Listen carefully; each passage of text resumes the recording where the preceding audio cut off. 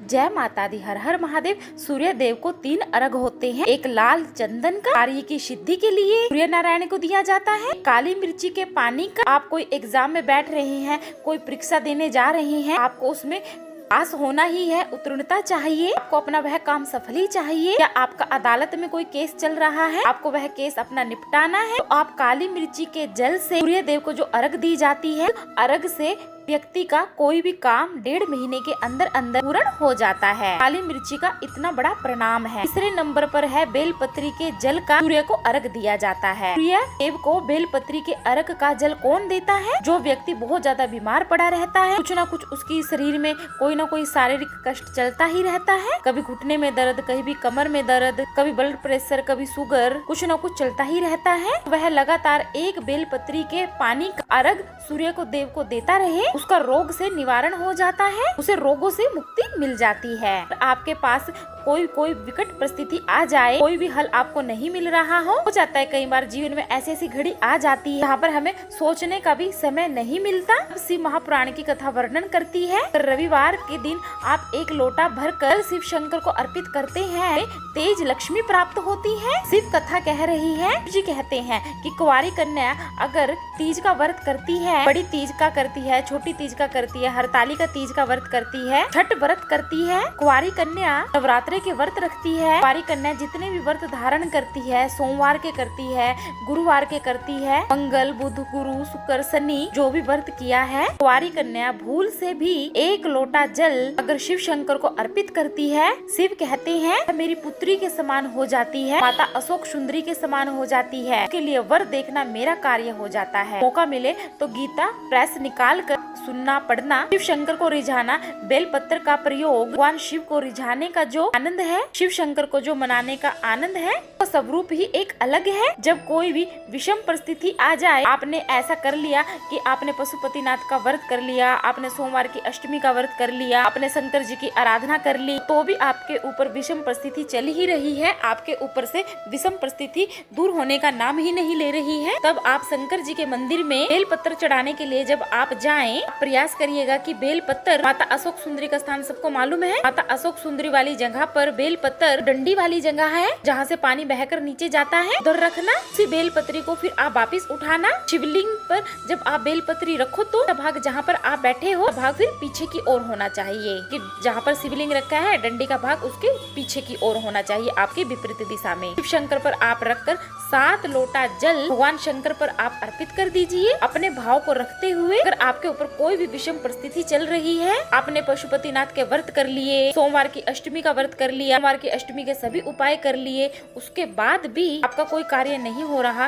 अटक रहा है, किसी कारणवश फाइल मोटी है, थोड़ा समय लग रहा है, तो 7 लोटा जल का आप प्रयोग करें। धीरे धीरे 7 लोटा जल शिव शंकर को बाल्टी में ले जाकर 7 लोटा जल ले जाए, अपने घर से ही 7 कलश जल शिव शंकर को अर्पित करना, और शिव शंकर को अर्पित करने के बाद इस बेलपत्री को वापिस अपने घर पर ही लेकर आ जाना है। आपको 11 दिन या 21 दिन उसको रखो। उस बेलपत्री को का विसर्जन आप कहीं नदी, किसी सरोवर पर कर दीजिए, बाबा आपको हाथ पकड़कर बाहर निकाल ही देगा। परिस्थिति बहुत ज्यादा विषम आ रही है आपके ऊपर, विषमता बहुत ज्यादा विषम परिस्थिति में उस जगह पर आप इसका प्रयोग कर सकते हैं। सूर्य नारायण भगवान को बिना रुके चलने की आज्ञा है, बस उनको चलते रहना है। सूर्य नारायण भगवान को बस अपनी यात्रा को पूर्ण करना है, चलते रहो, बस रुकना नहीं। और सूर्य नारायण भगवान चलते रहते हैं, समय तक चलता रहा, वह खरमास कहलाता है। फिर वापिस घोड़े आ गए, गधों को निकाल दिया गया, फिर आगे बढ़ गए। सूर्य नारायण भगवान को याद आया कि मेरे घोड़े चलते चलते थक गए, पानी कहाँ पर पिए। मार्कंडे पुराण का चरित्र कहता है, बहुत ध्यान से सुने, मौका मिले गीता प्रेस के मार्कंडेश्वर निकाल कर पढ़ना। सूर्य नारायण भगवान चलते चलते विचार करने लगे कि मेरे घोड़े प्यासे हैं, इनको मैं क्या पिलाऊं। एक क्षण के लिए सूर्य नारायण भगवान ने अपने घोड़ों को रोक दिया, जल का एक कुंड देकर घोड़ों को वहाँ पर पानी पिलाया। जैसे ही पानी पिलाया, सूर्य नारायण भगवान को फिर ज्ञात हुआ रुकना तो है ही नहीं, करे क्या, घोड़े तो पानी पीने में लग गए। सूर्य नारायण भगवान ने देखा कि वहाँ पर गधे खड़े हुए थे। नारायण ने तुरंत सूर्य देव को वहाँ पर हुए गधों को रथ में लगा लिया, उनको लेकर चल दिए। गधों को कहते हैं खर, इसलिए जब तक गधे रथ में लगे रहे, जिस समय तक चलता रहा, वो महीना खरमास का कहलाता है। फिर वापिस घोड़े आ गए, गधों को निकाल दिया गया और रथ फिर आगे बढ़ गए, कहलाता है खरमास। इसलिए इसमें कोई भी शुभ कार्य नहीं होते, विवाह शादी आदि वादी नहीं होते। आजकल के लोग थोड़ा सा इस टाइम में सोचते हैं कि सस्ते में काम हो जाएगा, गार्डन वार्डन फ्री मिल जाएंगे, इसलिए वो लोग खरमास में कर लेते हैं। बाद में फिर आंखों में से आंसू बहाते हैं, हमारी बहू ऐसी मिली, हमारा दामाद ऐसा मिला, ऐसा हो गया महाराज। अब महाराज और पंडित जी क्या करें? थोड़ा सोच समझकर कार्य कीजिए। हम जो कोई शुभ कार्य कर रहे हैं, कोई भी अच्छा हम काम कर रहे हैं, कार्य हमें किस समय पर करना चाहिए? भजन करो, कीर्तन करो, दान करो, पुण्य करो, कथा करवाओ, नाम जाप करो, हवन करो, तीर्थ यात्रा करो, खूब सारे बड़े बड़े अनुष्ठान करो, तुम भगवत नाम का जाप करो। ये तो तुम कभी भी कर सकते हो।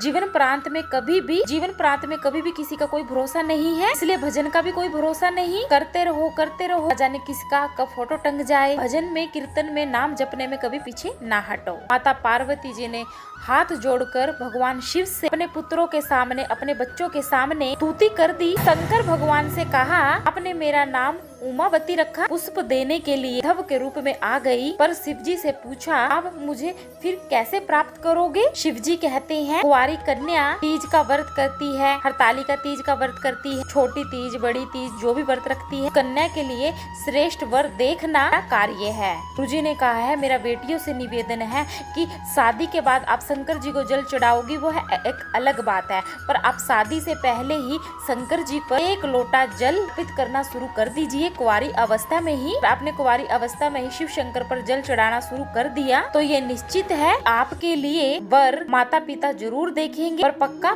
शंकर भगवान ही करेंगे, है महादेव ने कहा है। श्री शिवाय नमस्तुभयम। दोस्तों, अगर आपको वीडियो पसंद आई है तो वीडियो को लाइक करें, चैनल को सब्सक्राइब करें, कमेंट में जय माता दी हर हर महादेव जरूर लिखें।